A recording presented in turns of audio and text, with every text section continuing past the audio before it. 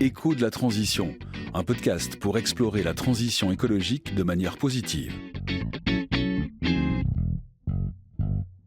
Bonjour et bienvenue dans les Échos de la transition. Je suis Céline Zuffray et avec Billy Jiménez, on vous propose ce podcast pour parler d'écologie autrement, de manière concrète, accessible, inspirante et surtout résolument positive. Aujourd'hui, on a le plaisir d'accueillir Olivia Julia.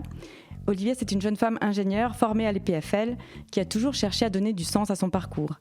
Après un master en énergie, elle s'est tournée vers un métier qui permet d'agir concrètement pour la transition. Et aujourd'hui, elle est accompagnatrice en transition écologique chez Impact Living, une entreprise spécialisée dans la rénovation énergétique des bâtiments. Bonjour Olivia. Bonjour Céline. Bienvenue dans les Échos de la transition. Merci beaucoup. Comme toujours, on parlera un peu plus de toi et de ton parcours personnel dans la seconde partie du podcast. Mais on va commencer avec du concret. On va plonger dans un sujet à la fois très technique et très proche de notre quotidien, la rénovation énergétique. Est-ce que tu peux nous expliquer simplement ce que c'est la rénovation énergétique ? Qu'est-ce qu'on entend par ce terme ?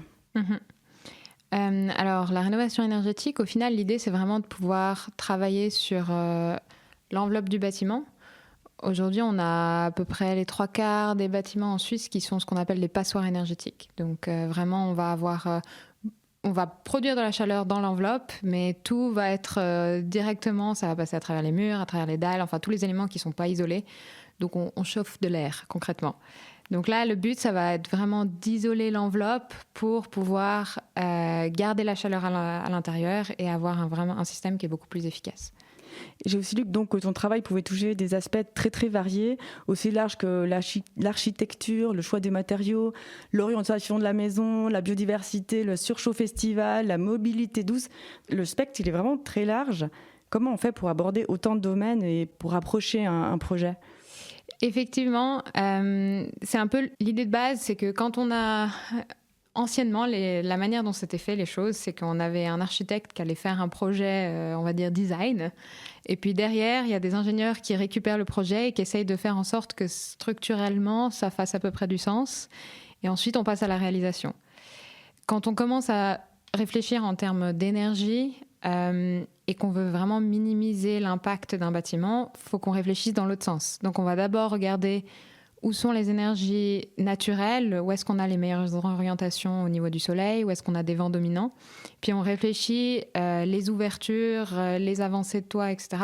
en fonction de ça pour limiter la surchauffe estivale, pour maximiser les gains solaires en hiver qui peuvent nous permettre de réduire notre production de chaleur. Donc on va vraiment réfléchir avec ces éléments et puis essayer à la fois de redonner de l'espace à la biodiversité qui de nos jours a été vraiment enlevée des zones urbaines et puis maximiser le confort des habitants tout en favorisant une maison énergétiquement noble, on va dire. Excellent.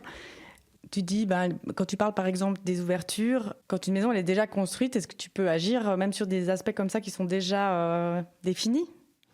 Oui, si on a typiquement si on a des très grandes baies vitrées, alors là, il faut absolument créer un ombrage pour essayer d'éviter d'avoir en plein été une surchauffe qui va venir chauffer la dalle du sol et vraiment diffuser de la chaleur dans l'environnement. Donc là, par exemple, on peut créer des avant-toits, on peut mettre des protections solaires. Donc il y a plein de choses sur lesquelles on peut travailler.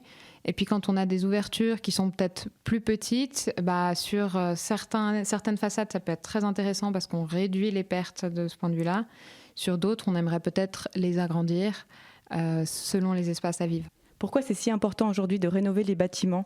Est-ce qu'on parle d'enjeux climatiques, de confort, d'économie, de tout ça à la fois ? Oui, au final, tout est lié. Disons qu'à l'échelle de notre impact, on parle souvent de venir, je vais recycler mes déchets, je vais essayer de limiter mes transports et de limiter ma consommation de viande, etc. Mais en pratique, si ta maison elle est chauffée au mazout, c'est à peu près l'équivalent de 20 allers-retours Paris-New York en avion par an. C'est énorme. C'est énorme. Donc... sachant que, selon les scénarios, on est censé, d'ici 2050, arriver à un bilan de 1 tonne par an de CO2 par personne. Donc, si tout est explosé dans le bilan de notre maison, autant avoir un impact là. Donc ça, c'est pour la partie écologique. Et après au niveau de gains financiers, rien que le fait de passer d'une chaudière à mazout ou gaz à une pompe à chaleur, on divise par 3 notre besoin en chaleur. Donc d'un coup, on a des gains qui sont directement proportionnels à nos factures. Donc ça vaut vraiment la peine de rénover des bâtiments.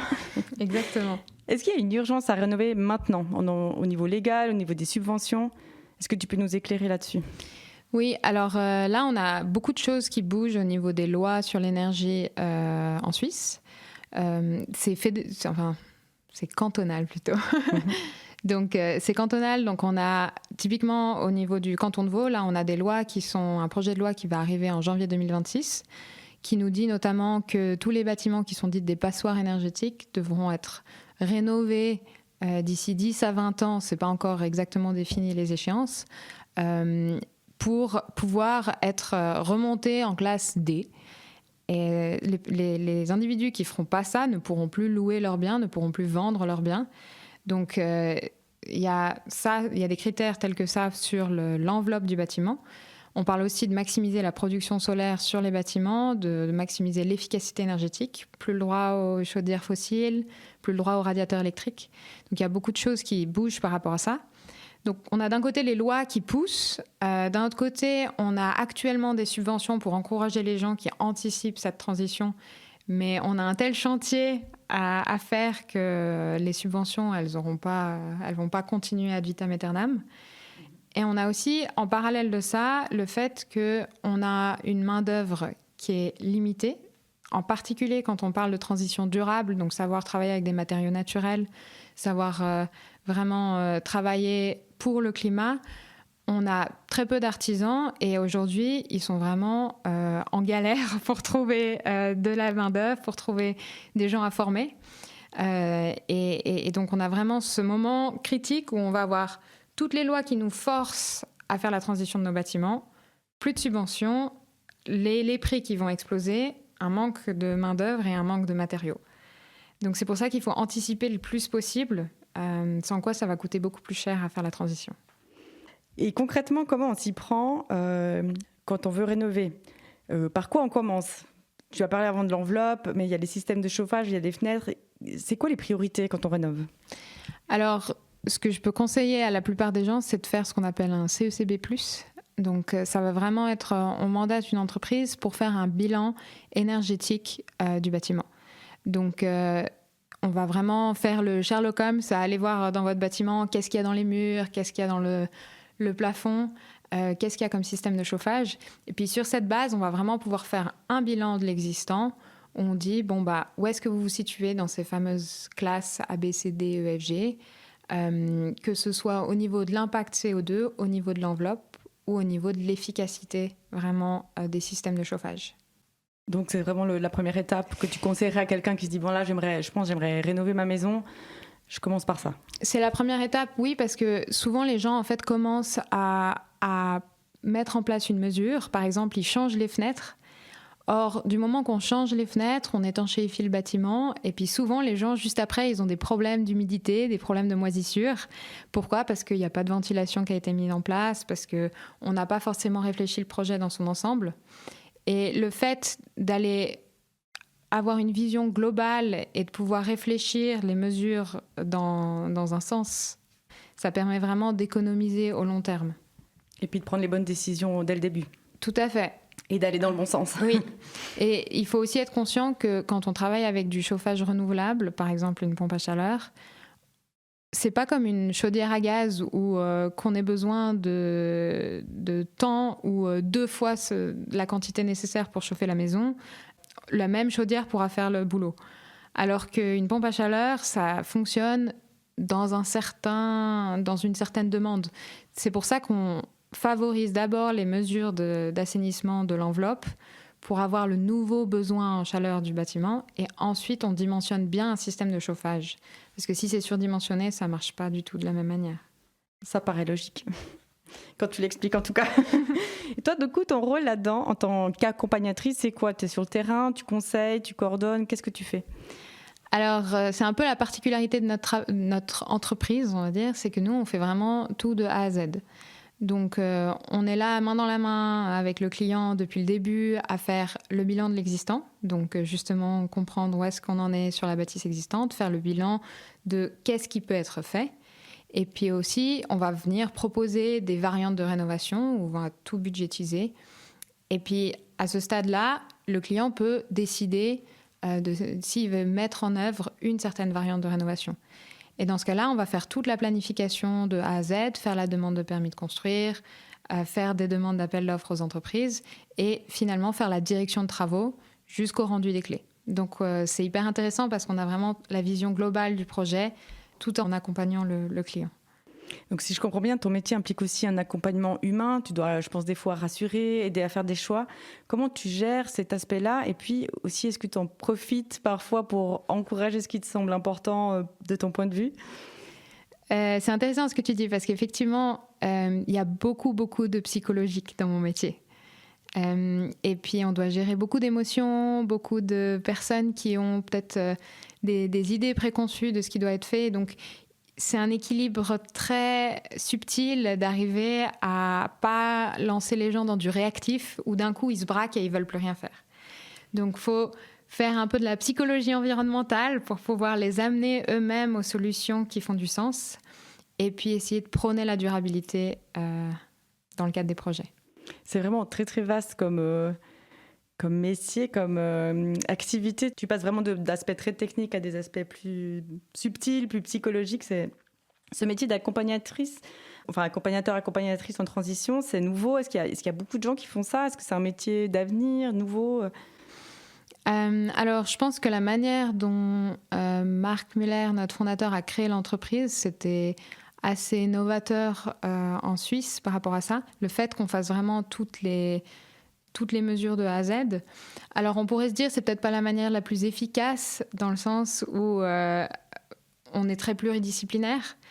Mais en termes de la qualité d'accompagnement qu'on peut offrir à un propriétaire, c'est incroyable parce qu'on va vraiment avoir une connaissance sur toutes les étapes. Ils n'ont pas 15 000 interlocuteurs. Et puis, une compréhension à l'échelle globale du projet. Il y a plein d'aspects très différents, on l'a vu dans le travail que tu fais. Toi, qu'est-ce qui te donne le plus de satisfaction? Qu'est-ce que tu préfères faire dans ce métier? Ah, c'est difficile. Question piège pour toi aujourd'hui. Je pense que ce que je trouve génial, c'est la pluridisciplinarité de ce métier. Comme on l'a mentionné, on a le côté psychologique, on a le côté technique, mais on a aussi le côté politique, parce que ça change beaucoup avec les lois. Du jour au lendemain, on a des gros changements sur notre travail. On a le côté économique, parce qu'au final, ce qui revient dans un projet, c'est les fonds d'un propriétaire, c'est les déductions fiscales qui leur permettent de faire des travaux, c'est les subventions, et puis le côté évidemment environnemental et puis social qui est autour de ça. Donc on a tous ces domaines à mettre ensemble et voir où est-ce qu'on arrive à trouver un équilibre là-dedans, et puis on y arrive.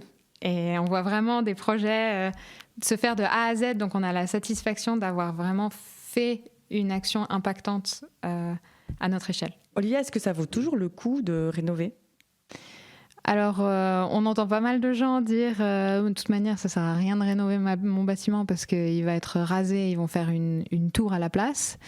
Et puis, c'est ce qui arrive souvent parce qu'il y a le pouvoir des grands, on va dire. Mais si on prend tout en compte, en fait, venir raser un bâtiment et puis en construire un neuf par-dessus, ça peut coûter beaucoup plus cher, d'une part, et d'autre part, ça coûte aussi beaucoup plus cher en termes d'énergie. Parce que la plupart de l'énergie sur le cycle vie d'un bâtiment, ça va être à sa construction, ça va être est-ce qu'on escave le sous-sol, est-ce qu'on crée des structures en béton. Et donc, le fait de venir rénover, nous, dans notre bureau, on va vraiment essayer de travailler avec des matériaux naturels sur le bâtiment existant et vraiment de faire en sorte que le bâtiment puisse respirer et puis avoir une durée de vie qui est beaucoup plus longue dans le temps. Aujourd'hui, en Suisse, avec l'augmentation de la population à venir, on ne peut pas se permettre de raser les bâtiments et d'en faire des nouveaux.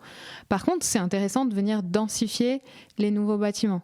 Les bâtiments existants. On ne va pas pouvoir continuer à vivre à 2 dans une maison qui est pour 5. Mais on peut retravailler les espaces de vie, mettre des espaces communs et essayer de voir comment on arrive à faire ça avec le patrimoine qu'on a encore à notre disposition. Et aujourd'hui, il y a quoi comme nouveaux matériaux intéressants pour rénover ? Alors, au final, c'est presque plus dans le sens inverse, la question. C'est de dire quels matériaux sont les plus intéressants. C'est les matériaux qui sont biosourcés. Puis ça, c'est des matériaux avec lesquels on travaille depuis très longtemps. C'est travailler avec de la paille, avec de la terre crue, avec de la laine de bois, des matériaux qui ont une inertie et qui vont nous pouvoir respirer dans le temps. Et c'est plutôt les savoir-faire qu'on a perdus. Donc aujourd'hui, il faut vraiment réapprendre ces savoir-faire de travailler avec les matériaux qui nous entourent. Parce que faire du béton Sagex toute la journée, on va en subir les conséquences dans quelques décennies. Et pour les bâtiments historiques, comment ça fonctionne ? Est-ce qu'on peut rénover un bâtiment historique ? Est-ce qu'on peut améliorer l'efficacité énergétique d'un bâtiment historique ? Alors oui, mais la différence, c'est qu'on ne pourra peut-être pas pousser un bâtiment historique à 100%. Donc aujourd'hui, on a différentes classifications au niveau de la protection des bâtiments. Et puis la grande question, c'est surtout les classes un peu milieu, donc les bâtiments note 4 et 3, où là, on se pose la question jusqu'où on peut aller. En général, le patrimoine va nous dire on ne peut pas toucher aux façades, mais par contre, on va pouvoir vraiment essayer de maximiser ce qu'on peut faire dans les mesures qui sont invisibles. En toiture, aujourd'hui, on a des tuiles solaires qui sont faites pour le patrimoine, qui sont terracotta, on ne voit pas la différence. Et c'est parfait pour venir faire des grosses étendues de solaire photovoltaïque sur des bâtiments patrimoniaux. Donc, on a plein de solutions qui peuvent être trouvées, mais c'est vraiment une question de dialogue avec le patrimoine. Et avant d'acheter une maison dans un domaine classé, il faut vraiment bien se renseigner sur qu'est-ce qui peut être fait comme rénovation, parce qu'on a souvent des mauvaises surprises.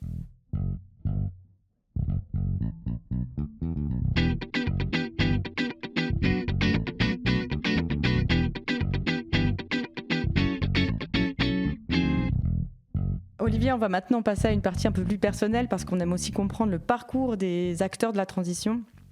Alors, est-ce qu'il y a un moment dans ta vie où tu as eu un déclic écologique ? Peut-être c'est une lecture, peut-être c'est une rencontre, ou un moment où tu as la sensation d'avoir eu un déclic, ou pas du tout peut-être ? J'ai pas vraiment eu de déclic, ça a été plutôt progressif. Au final, moi j'ai grandi en ville, j'ai grandi à Londres, donc grosse ville. Et puis suite à ça, je suis partie en petite zone rurale, et c'est un peu là où au final, tu finis par commencer à consommer local, à rencontrer les agriculteurs du coin, à voir concrètement l'impact que notre climat et puis notre environnement peut avoir sur leur capacité à vivre et faire leur métier. Et ça change automatiquement la consommation. Moi, je suis devenue directement végétarienne. Au bout d'un moment, toute ma famille y est passée aussi. Et puis après, ça a été suivre aussi le travail d'activistes comme Camille Etienne, par exemple. Donc plein de petits éléments qui sont venus se rajouter, qui ont fait que j'ai pris conscience des enjeux et que je voulais avoir un impact par rapport à ça au plus possible. C'est intéressant ce que tu dis parce que donc en fait il y a un déménagement d'un endroit très citadin à un endroit vraiment très nature. Est-ce qu'on peut parler de reconnexion à la nature qui t'a un peu éclairé sur comment fonctionne cette nature et comment tu as envie d'interagir avec elle ? Ouais, d'une certaine manière. Je pense que quand on vit en ville, on a tellement d'interfaces qui nous séparent de cette nature. Enfin, c'est pas en allant à ton supermarché que tu vas faire le lien avec le champ où ta tomate a poussé. Et puis, le fait de retourner vers des circuits courts, ça te force à conscientiser ça. Donc, je pense que ça joue pas mal. Et puis aussi, juste de simplement voir l'évolution des phénomènes climatique qui s'accélère dans les dernières années, ça, tout de suite, la conscience, elle prend vite un coup. Elle arrive, quoi. Oui. Qu'est-ce qui t'a donné envie de travailler dans le domaine de l'énergie et puis ensuite dans le bâtiment ? Qu'est-ce qui t'a donné envie de travailler dans ce domaine en particulier ? Je pense que un des éléments, c'est que c'est un domaine où on peut vraiment avoir un gros impact. À l'échelle de l'impact mondial, le bâtiment, enfin le secteur du bâtiment de manière générale, c'est entre 30 et 40% de notre impact énergétique, de nos émissions de CO2, etc. Donc c'est un gros secteur inexploité. Et les solutions, on les a. Il faut juste les appliquer à grande échelle. Donc, je pense qu'il y avait une partie qui était ça, de pouvoir avoir un impact concret. Aussi, le fait que ce soit autant diversifié, qu'on n'ait pas la tête dans son engrenage sur le détail de ça, mais plutôt d'avoir vraiment cette vision globale. Et le bâtiment, c'est un sujet qui nous concerne tous. Au final, c'est vraiment des savoir-faire de la vie qui sont mis en pratique tous les jours. Et donc, le fait de développer mes compétences là-dedans, ça me parlait beaucoup. Et en fait, tu as fait le choix d'un métier impact et ça, c'était assez évident pour toi au moment de choisir une voie. Oui, c'était assez évident. Disons que je suis partie en ingénierie, pas du tout parce que j'étais une brute de sciences. J'étais d'ailleurs plus littéraire que scientifique. Mais j'ai eu cette discussion avec ma mère où elle m'a dit « Mais si tu fais des études d'ingénieur, au final, c'est pour te faire une boîte à outils pour la vie. Tu peux faire quelque chose de complètement différent par la suite, mais c'est apprendre à te poser les bonnes questions et puis à réfléchir. » Donc, je suis partie comme ça en ingénierie. Et puis après, le master en énergie, ça faisait du sens parce que c'était comment aligner mes valeurs avec un métier d'ingénieur. Et par la suite, j'ai découvert cette entreprise avec une table ronde où c'était vraiment la thématique, c'était comment allier son métier d'ingénieur avec ses valeurs écologiques. Et c'est là que j'ai rencontré mon collègue actuel et tout ce qu'il disait, j'étais mais oui, mais où tu travailles mon gars? Et puis c'est là que j'ai découvert Impact Living et puis ça m'a tout de suite fait vibrer. Tu avais vraiment besoin d'aligner ton action, ton métier, ta vie quotidienne avec tes valeurs.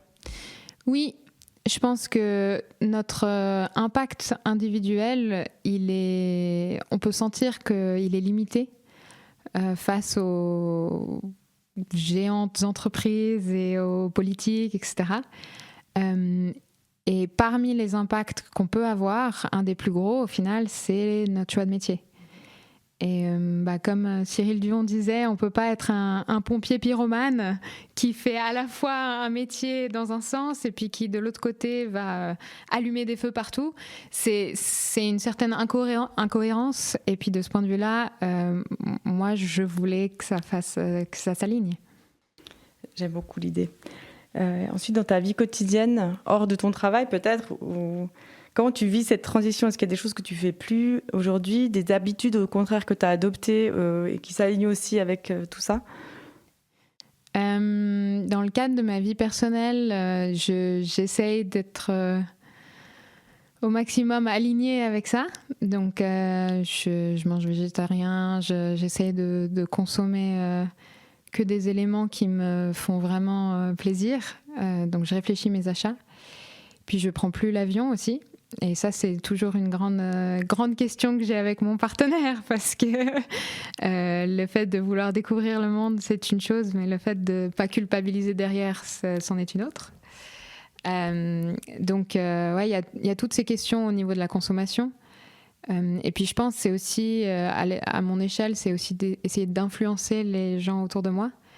Donc, notamment, je retourne régulièrement à l'EPFL pour parler aux nouvelles promos d'ingénieurs, pour essayer de leur faire conscientiser l'impact qu'ils peuvent avoir. Et donc, ça passe par différentes choses comme ça. Et qu'est-ce qui t'aide à rester motivé et optimiste malgré les mauvaises nouvelles qui abondent au quotidien? Compliqué. Parfois, on se retrouve vraiment au fond du trou et on est là, non, il faut en sortir.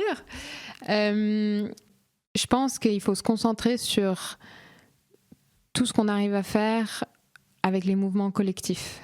On a tellement d'exemples au cours de l'histoire où il y a beaucoup d'individus qui sont mis ensemble et qui ont vraiment lutté pour une cause commune et on a fait des trucs incroyables comme ça. Et donc, moi, j'essaye de me raccrocher à ça. Créer du lien et puis essayer de construire ensemble quelque chose à plusieurs et motiver les autres peut-être aussi à créer avec soi quelque chose. Oui, disons que quand on regarde le combat contre la transition, le combat pour la transition énergétique, on a un peu l'impression d'être dans un bateau avec un gros trou qui coule. Donc on peut vite se sentir découragé. Et puis l'important à ce moment-là, c'est de se rappeler que si on met des personnes ensemble qui ont la volonté de construire un monde meilleur, on peut y arriver. On peut y arriver. Et puis si on n'avait pas réfléchi comme ça, si on avait baissé les bras direct, aujourd'hui, les femmes n'auraient pas de droit de vote. Il y a tellement de libertés qu'on a aujourd'hui qui viennent de combats collectifs. Et donc, je pense que c'est à ça qu'il faut se raccrocher. En effet. Et ce que tu disais, il me semble qu'en préparant cette émission, on disait que toi, tu ressentais aussi parfois de l'anxiété par rapport à ce qui arrive. Et que finalement, même si parfois tu ressens une certaine forme d'anxiété par rapport à tout ce qui se passe, tu cherches des solutions pour rester positive et puis aller de l'avant malgré tout. Oui. Effectivement. Là, on est un peu dans un climat actuellement où on se fait rabâcher tellement d'informations négatives à travers les médias, à travers ce qui se passe, les guerres en cours, etc. Donc, on nous met, volontairement d'ailleurs, on nous met dans cette espèce d'état de sidération. Et c'est dans ces conditions-là qu'on ne peut rien faire, parce qu'on est juste sidéré par la situation, en incapacité totale d'action. Et donc, il faut arriver à trouver cet équilibre où on reste dans l'action. Et c'est là où on peut faire des choses incroyables. Est-ce qu'à l'inverse, il y a des choses qui t'agacent et qui te découragent dans ton domaine ou dans l'actualité ? Oui, énormément.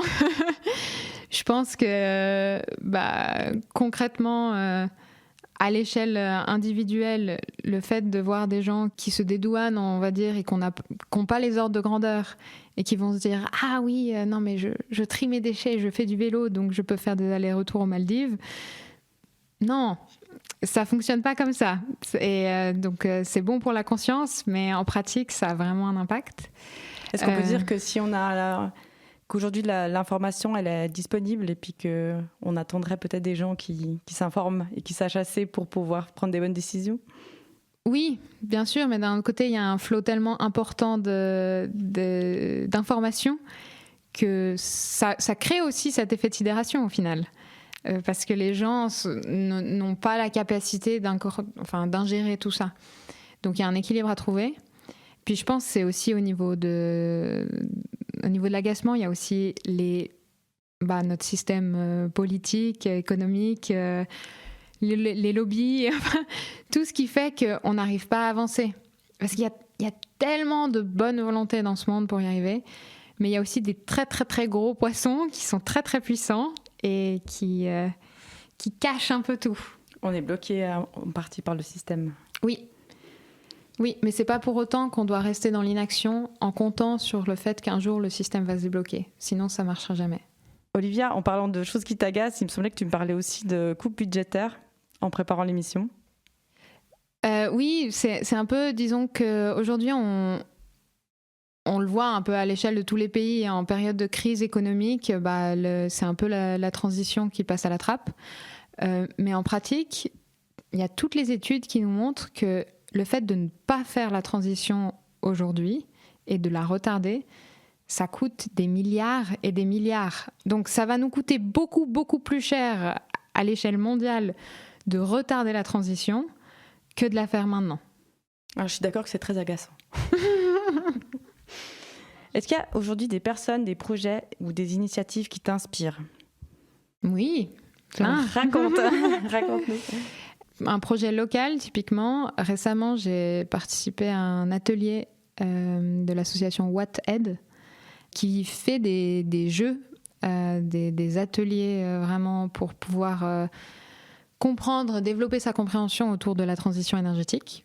Et récemment, j'ai fait un atelier ludique sur le jeu Powerplay, où l'idée, c'est vraiment, on a un plateau et puis on doit faire en sorte de faire les bons choix pour que la Suisse soit neutre d'ici 2050. Et donc, chaque tour correspond à 5 années et il faut dire où est-ce qu'on met les sous. Et puis, évidemment, en parallèle, chaque année, on a des aléas climatiques qui changent la donne. On a le mécontentement de la population. On a une empreinte CO2 qui empire les aléas climatiques. Donc, il faut faire un peu les bons choix par rapport à ça. Et on se rend compte de l'inertie que ça prend, par exemple, d'isoler les bâtiments, parce que c'est un projet très long terme, mais qu'il faut faire très tôt pour pouvoir réduire le besoin à l'échelle du pays. D'un coup, on se rend compte que les gens ont beaucoup moins de mal à mettre des éoliennes quand ils jouent, parce qu'ils se rendent compte qu'on ne va pas pouvoir y échapper. Donc, il y a plein d'éléments comme ça, de manière très ludique, et c'est ouvert à tous. Et puis, j'ai trouvé ça hyper chouette comme chose à faire pour réaliser un peu les enjeux. Eh bien, Olivia, c'est déjà le mot de la fin. Et on aime toujours terminer avec une touche positive. Donc, si tu devais nous partager une réussite ou un projet qui te rend fier ou une actu encourageante, ce serait quoi ? Alors, il y a eu une actu encourageante il y a quelques jours qui est sortie. Donc, c'est encore en décision, signature par toute la législation suisse. Mais a priori, tout bientôt, on pourra, en tant que locataire d'un immeuble, demander, et ils seront obligés de le mettre en place, d'avoir une borne de recharge électrique. Donc aujourd'hui, c'est un peu un gros frein pour les locataires pour avoir une voiture électrique, parce qu'on peut difficilement installer une borne de recharge. Et puis là, ça deviendra obligatoire dans tous les bâtiments résidentiels de Suisse. Donc, de quoi s'enthousiasmer. Eh ben voilà une bonne nouvelle, merci. Merci Olivia. Oui, j'ai eu beaucoup de plaisir à échanger avec Olivia. Je retiens de cet épisode que la rénovation énergétique, c'est une affaire complexe et à ne pas prendre à la légère, et qu'il serait judicieux de s'y intéresser assez rapidement. Je retiens aussi bien sûr son parcours inspirant et son énergie communicative. Si cet épisode vous a donné envie de rénover ou simplement d'en parler autour de vous, eh bien c'est déjà un premier pas dans la bonne direction. On vous met quelques liens utiles en description. N'hésitez pas à partager le podcast, à nous laisser un commentaire ou à venir discuter avec nous sur les réseaux. Nous avons coproduit cet épisode avec Billie Jiménez et on se retrouve très vite pour un prochain épisode des Échos de la Transition.